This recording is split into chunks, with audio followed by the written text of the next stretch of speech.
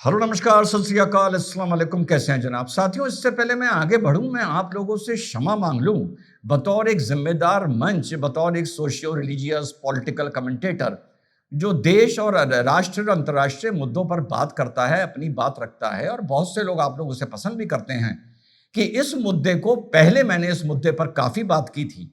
आज से करीबन 3 साल पहले काफ़ी इस पर चर्चा हुई थी, लेकिन मैं इस मुद्दे को भूल सा गया था, और हाल के महीने 1.5 महीने में मैंने इस मुद्दे को कवर नहीं किया।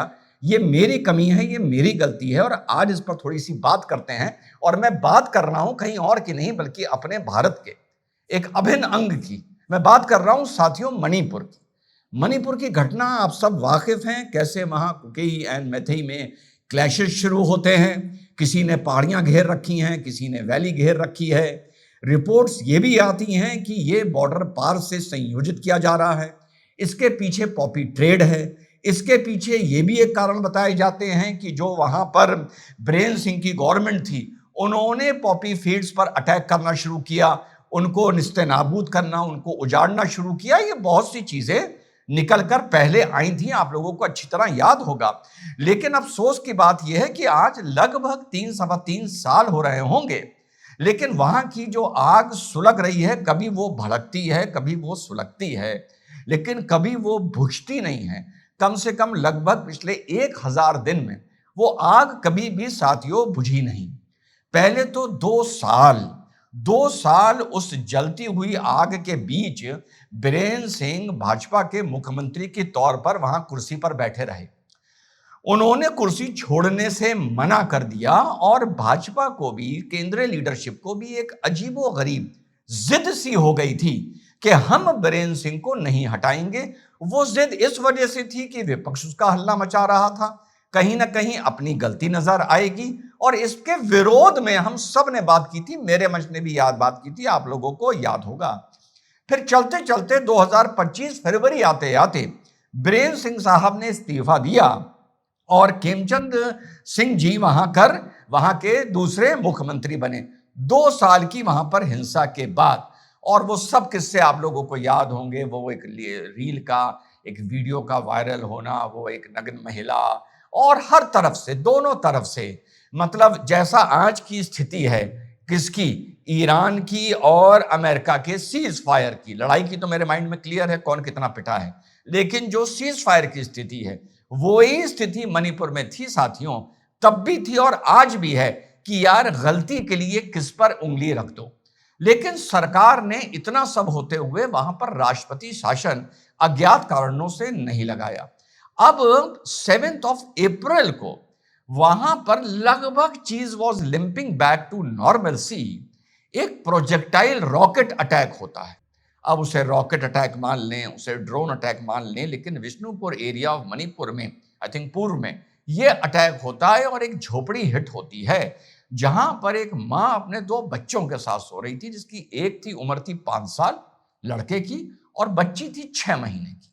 उन दोनों की इसमें हत्या हो जाती है। और हत्या होने के बाद जब यहां पे आरोप लगता है कि कुकी उग्रवादियों ने यह अटैक किया है, उसके बाद वहां पर विरोध प्रदर्शन शुरू होता है। विरोध प्रदर्शन सीआरपीएफ के पिकेट कैंप तक पहुंच जाता है। लोग उसमें घुस जाते हैं। एक बार पुनः सीआरपीएफ अपने बचाव में उन पर गोली चला देती है। 7, 8, 10 अप्रैल की बात बता रहा हूं। और 3 लोगों की उस पुलिस फायरिंग में, सीआरपीएफ फायरिंग में हत्या हो जाती है। वो दिन और आज का दिन फिर से मणिपुर सुलग रहा है। कल रात को या परसों रात को दोषियों के खिलाफ कार्रवाई के लिए और पुलिस फायरिंग में जो मारे गए हैं उनके लिए, ये आप इसको एक मैथई समुदाय के लोग मान सकते हैं, ये प्रोटेस्ट कर रहे थे, और ये एक कैंडल लाइट और मशाल जुलूस निकाल रहे थे। और उस मशाल जुलूस फिर से हिंसक हो गया। फिर से टीयर गैस फायर करना पड़ा, फिर से लाठी चली, फिर से हवा में फायरिंग हुई। शुक्र है कोई मरा नहीं। एक तरफ साथियों, जब हम लोग बड़ी मजबूती से, और उसमें मैं भी आपके साथ हूं, मैं तो 2016 से ये बात बोल रहा हूं, जो 2016 से साथियों जुड़े हुए हैं, उन्हें वो इस बात की गवाही देंगे, शहादत देंगे कि मैं तो तब से बोल रहा हूं कि धीरे धीरे धीरे धीरे धीरे आपने वेस्ट बंगाल में राष्ट्रपति शासन लगाने के बाद, बिल्कुल मैं मानता हूं कि वहां पर एक सिंपैथी फैक्टर ममता के साथ जाता, लेकिन सिंपैथी फैक्टर हमेशा कुछ दिन का होता है। अगर आपने राष्ट्रपति शासन लगाया है और 6 महीने का एक एक्सटेंशन आप आराम से ले सकते हैं, तो 1 साल के अंदर एक राज्य के आप हालात इतने अच्छे कर सकते हैं कि वहां पर जो आपका वोट था वो तो आप ही का रहेगा, और जो फ्लोटिंग वोट था वो भी खिंच के, जो वेस्ट बंगाल के न्यूसेंस से परेशान है वो भी खिंच के सुरक्षा के माहौल में आपकी तरफ आ जाएगा। फिर से सुनिएगा, कुछ लोग जस्टिफाई करने के लिए आ जाएंगे कि राष्ट्रपति शासन लग जाता, अब बहुत देर हो गई थी। हाल के दिनों में याद है मैं आप लोगों से कहता था अब नहीं लग सकता। मैं बात कर रहा हूं 16, 17, 18 के पीरियड की, जब वहां पर ये हरकतें शुरू हो गई थी। अगर लग जाता तो ये सिंपैथी 1 साल चलती, और जो लोग उनके साथ यानी ममता दीदी के साथ, टीएमसी के साथ सिंपैथी रखते हैं वो तब भी रखते जब राष्ट्रपति शासन लग जाता, और वो तब भी रखे हुए हैं जब राष्ट्रपति शासन नहीं लगा है। सिर्फ बीच का जो 7, 8, 10% फ्लोटिंग वोटर है वो कंफ्यूज्ड है कि मैं किधर जाऊं। अगर मैं दीदी से बगावत करके उधर चला जाता हूं और ये चीज सामने आ जाती है तो सरकार बनने के बाद मैं कूटा जाऊंगा, और उसी राष्ट्रपति शासन में अगर चुनाव करा दिया जाता, तुरंत लगाने के बाद किया जाता, तो दीदी को फायदा होता। साल भर अच्छा गवर्नेंस करने के बाद तो बड़ी स्वीपिंग मेजॉरिटी से बीजेपी जीत के आती। पूरी बात समझ लीजिएगा मैं क्या कह रहा हूं। ये मैं यहां से चला गया वेस्ट बंगाल। अब जब हम एक तरफ इतनी मजबूती से वेस्ट बंगाल में राष्ट्रपति शासन लगाने के लिए यार बोलते हैं, तो ये बात मैंने तो तब भी बोली थी, आज से 2.5-3 साल पहले, अच्छी तरह पुराने लोगों को याद होगा। तो यार क्या मणिपुर में राष्ट्रपति शासन नहीं लगना चाहिए? माने क्या हम ये मानेंगे कि वेस्ट बंगाल के हालात मणिपुर से बदतर हैं, या हम ये कह दें कि मणिपुर को हम मेन स्ट्रीम इंडिया का भाग ही नहीं मानते? यार आप उसे वेस्ट बंगाल से ना मिलाओ, आप उसे यूपी से ना मिलाओ, आप बिहार की हिंसा से ना मिलाओ, वो अलग मैटर है, वो हमेशा ये होता है, वहां पे होने दो यार। दो गलत स्टेट्स को ना कंपेयर करो। You are comparing oranges with apples. Rizwan Ahmed तुम ये ना करो।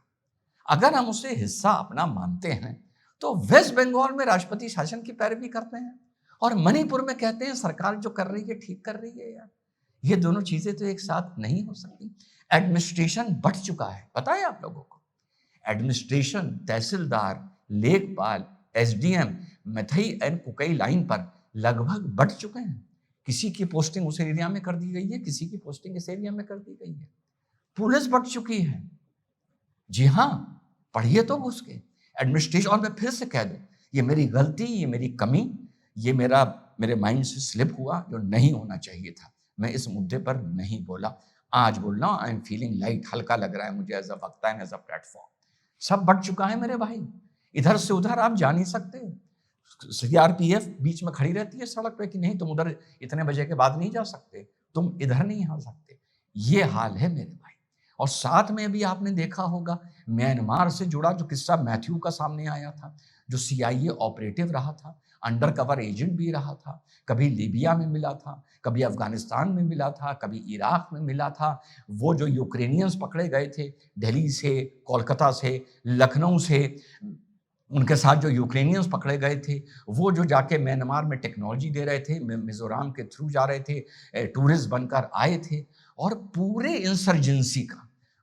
इंसर्जेंसी का साथियों पिछले 2 साल में मायने बदल गए हैं, अप्रोच बदल गई है, कंट्रोल करना असंभव सा हो गया है।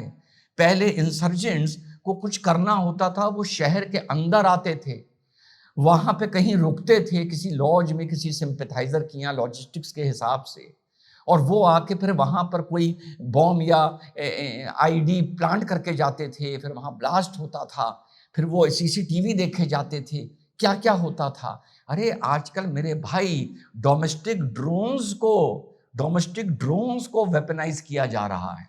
ये कोई नई बात नहीं बता रहा हूं, और यही टेक्नोलॉजी देने के लिए मैथ्यू इसी इलाके में आया था, जहां से म्यांमार के पॉपीज को लेकर मणिपुर को बर्बाद कर दिया। हो नहीं रहा है, मणिपुर बर्बाद हो गया है।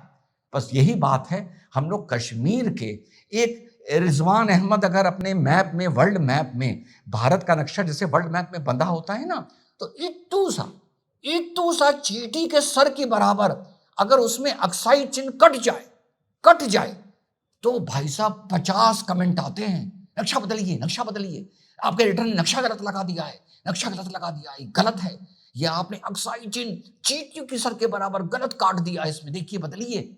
आते हैं ना। मणिपुर को भूले बैठे हैं, अभी जो राय होते कटे फिटे हमसे किया। तो सरकार को जहां चले इलेक्शंस का कार्निवल भी चल रहा है, लोकतंत्र का कार्निवल चल रहा है, वहीं ऐसांग में चल रहा है, वहीं एक तरफ मणिपुर में, मानो या ना मानो, लोकतंत्र पूरी तरीके से खत्म हो गया है, पूरी तरीके से खत्म हो गया है, और उसका रिवाइवल अब होना ठीक नहीं लगता है। इस समस्या को चाहे मणिपुर को एक अलग थलग पड़ा राज्य मानकर, जो वहीं भारत के नक्शे में है, चाहे उसे भूल जाओ और उसको नॉर्मल दिखा दो, और चाहे ये मान के कि वो हमारा अभिन्न अंग है, वहां पर लाठी तोड़ दो और वहां पर जाकर गृह मंत्री कैंपिंग कर दे, सुरक्षा घेरा मजबूत कर ले, वहां से हिले ना, जब तक वहां की समस्याएं चाहे बातचीत से चाहे बल से उसका एक शांतिपूर्ण फाइनली समाधान साथियों ना निकल आए। मुझे पता है आज का टॉपिक ट्रेंड नहीं करेगा, लेकिन मेरा मन हल्का है, और मैं तीसरी बार इस वीडियो में माफी मांग लूं कि मैंने इस पे काफी दिन से इस रिपोर्ट को कवर नहीं किया। आज कर रहा हूं। जय हिंद, वंदे मातरम, खुदा।